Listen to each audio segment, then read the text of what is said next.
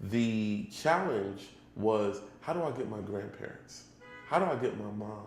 How do I get my father, my uncle, to know that we're serious, that we're capable, that we're ready to take responsibility, personal responsibility, not only for ourselves, but for our community.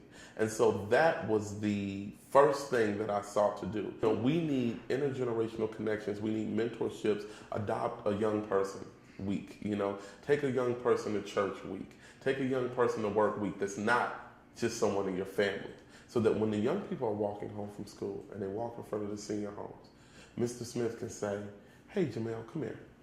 Now, you know you shouldn't be, and Jamel is listening because he respects Mr. Smith. That's what we want. That's been my journey, and I think that that is one of the things that's going to reduce crime and bring morale up in the 20th ward. Alderman Cochran sees education as another way to reduce crime in the ward. He touts a new education initiative in 9 Woodlawn schools that is modeled after the Harlem Children's Zone.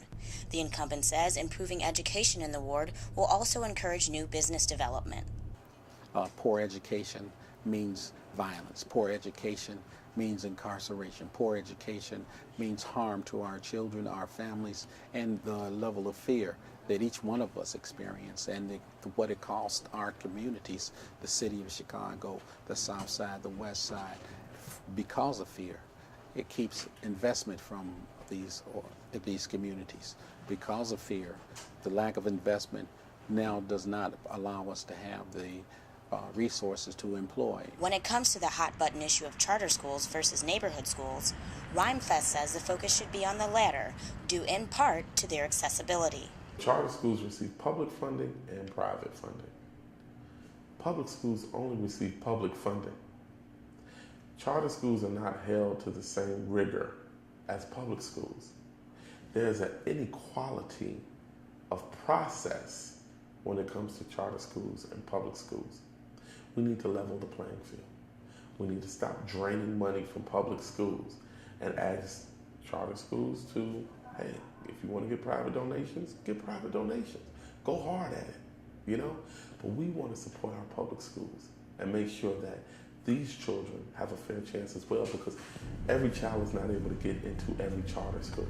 I'm trying to figure out, where's my son going to go next year for school? I want to make sure that the school, at least in my community, is strong enough to where I don't have to say, gosh, how am I going to corrupt the system and register at another address so I can get him to this school over here? You have people breaking the law because their school systems and their communities aren't strong enough. Why should you pass 5 schools before you get to the one you want to go to? One of the main issues residents in the 20th Ward want addressed by the next alderman is that of unemployment. A combination of poor educational opportunities and a lack of sustainable employment has created a toxic job environment for residents in the 20th Ward community. Rhymefest says green jobs and training could help rejuvenate the employment prospects for those looking for work. What I would do, there's a new green economy that already has jobs available. Over 3,500 jobs already available. And when we talk about jobs, I rather use the term career. You can put a shovel in someone's hands for 3 months, and after that 3 months, take it out and they don't have a job. But if we are building careers in sustainable positions, then I think that you'll see families thrive. You'll see things that we can have, and retire from. So when I talk about the new green economy, advanced manufacturing, weatherization, turbine building, we need people to be trained in these new green jobs. They're considering and negotiating building a high-speed rail in Illinois. Who's going to work on that high-speed rail? That's going to be a huge project. We have to make sure that black and brown people are able to access those jobs. In order for residents of his ward to get those jobs, Alderman Cochran says it is imperative that organized labor be inclusive in its hiring practices for large-scale projects. It's very vitally important that those organizations like SEIU and other unions advocate on behalf of people in minority communities, Afro-Americans in particular. If you have a pear and a bad spot is on that pear, eventually that whole pear is going to succumb, starting from from that bad spot. It's going to be engulfed. And we have to look at our society like that too. We cannot let festering issues exist. And unemployment in the black community, in the Afro-American community, in the Latino community cannot continue to fester, or it is going to hurt all of us. Alderman Cochran sees big box retailers as a potentially key component to his plan to expand job opportunities in the ward, saying that his residents are in favor of bringing more of the businesses to the area. Well, we want to boost business development. We want to boost the presence of taxes in our community. We want to boost on receiving the seepage dollars that come from other communities so that we can have our community flourish, because once a big box comes, then other smaller retailers come, and the shops come, and the restaurants come, and so on and so forth. So first of all, we welcome a big box. We welcome Walmart, we welcome Costco, we welcome Target to come into the 20th Ward, 2, 3 of them if we can get them. I think in terms of big box retailers, what we need to make sure is that it's not destroying small business. We need to make sure that the standards of labor are upheld. We need to ensure that people's basic workers' rights are respected. But we also need to make sure that it's not destroying the local businesses that people work for all their lives, live in the community, built this business for 20 years, and now you're offering a service at such a low price rate, that it destroys this other business. Any big box retailer needs to be able to work in conjunction with local business for a better community. In addition to the influx of some big box retailers in the city, the parking meter deal has been a controversial topic in City Hall. Alderman Cochran voted in favor of it, but says he has learned some valuable lessons from the decision to do so. I've learned something from the meter deal, and that meter deal taught many of us a lesson. And as a result of that, we wrote some ordinances that require a certain amount of time for review and a review process to give us an opportunity to make good decisions as councilmen, independent review processes that will allow us the time and the energy to get it done. We don't ever want to make a bad decision like that again. Mayor-elect Rahm Emanuel has endorsed Alderman Cochran in the 20th Ward race. Rhymefest says he is ready to work in tandem with the new mayor, but will not be a rubber stamp, which he thinks played a part in Alderman Cochran's vote for the parking meter lease.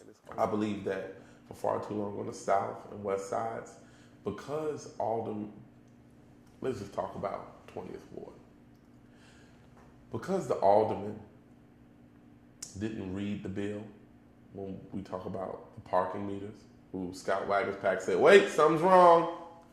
Because this alderman allowed information that he got to dictate, that people just say, yeah, do that. And he said, okay, and he does it, I don't know exactly what all Mr. Emanuel's policies will be, but I can guarantee that I will read them before I vote for them or against them. I can guarantee you that I won't be bamboozled by somebody pushing me to make a move. Foreclosures have struck the 20th Ward hard. Rhymefest says the banks need to be held accountable for those buildings and fined for neglect. Alderman Cochran says he is incorporating innovative plans to get the homes filled once again. When I talk about an innovative program, I'm talking about a program that we can take TIF dollars, where we can take NSP2 dollars and put into a fund and take these boarded up homes and rehab them, employ and hire and contract out to small contractors. What will that do? It'll let that small contractor now become employed, make an earning. It'll take that abandoned and boarded up home in a community and put it back on the market to working class families through neighborhood housing services, where they'll get counseling and good interest rates and be in a home that they can afford.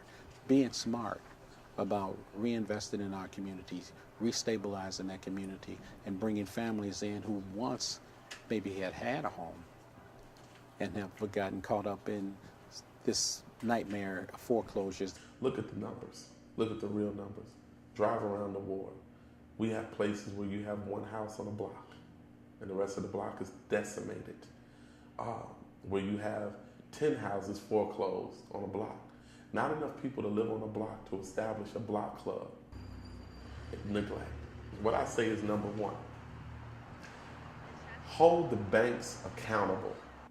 The people who walk away from these properties need and deserve to be held accountable for the properties. There's a rule, there's an ordinance where if it is not properly bordered and secured, that every 6 months there should be a fine of $250. That will be $500 a year. How many banks have paid back to the community that $500 a year for all of these foreclosed homes? Number one, hold the people who own the property responsible, because they are lowering the property value of the people who still live there. Wyatt Kenner Jr. has lived in the ward for 70 years and remembers when the likes of Jack Johnson, Joe Lewis, Miles Davis, Minnie Minoso, and John Coltrane lived in the area. Kenner, who is a Cochran supporter, says he would like to see the ward become an entertainment hub once again. This community was very viable for entertainment. We had the Kings Lounge where people would come from all over the world to entertain us. You had the Midway Playgrounds where the Columbian exhibition took place. I would like to see things start happening again that way. Now the president, he had something on the Midway Playgrounds. I want to see the art come back to this community. Rhymefest says his return to the neighborhood is the beginning of that and could help spark a return to the ward's golden years of which Kenner speaks. I came here because so many of our successful athletes and entertainers left. I came home. We talk about new blood. We talk about, when are the artists and entertainers, lawyers and doctors going to come back? I'm back. I'm here. And I want to serve as a bridge to bring the rest of us back. Kanye has been supportive. Lupe Fiasco has been supportive. Dr. Cornel West has been supportive. Support's coming in from all over the world. We have to use that for the underprivileged and the disenfranchised. And that's what I'm going to do for the rest of my life.